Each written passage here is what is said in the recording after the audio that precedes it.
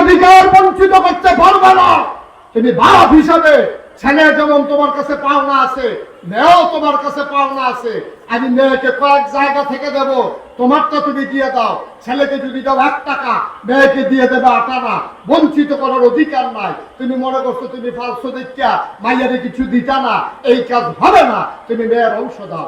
যদি বাংলাদেশে সকল বাবারা মেয়ের অধিকার দিয়ে দিত, তাইলে আজকে আমার দেশের মেয়েরা স্বাবলম্বী হতো, কারো কাছে হাত পাতা লাগতো না। ঠিক কিনা? ইসলাম দিয়ে রাখছে, তুমি নিতা না পারলে এটা কি ইসলামের দোষ? ইসলাম তো তোমার দিয়েই রাখছে। তোমার বাপে তোমারে দেয় না, তোমার বাপে তোমারে দেয় না, এটা ইসলামের দোষ না, তোমার বাবার দোষ। যে বাবা তার সন্তানকে দেয় না।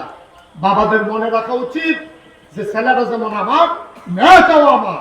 নিজের বাঁচে থাকতে অথবা ওসিয়ত করে যাওয়া দরকার, আমার ইন্তেকালের পরে আমার সমস্ত সম্পত্তি ইসলামী ফারায়েজ মোতাবেক ওই লিজ যাকার মিসলু হাজ্জিল উনসায়াইন, বাদ ছেলে হিসাবে যা পাওয়ার ইসলাম যতটুকুন দিয়েছে অতটুকুন দেবে।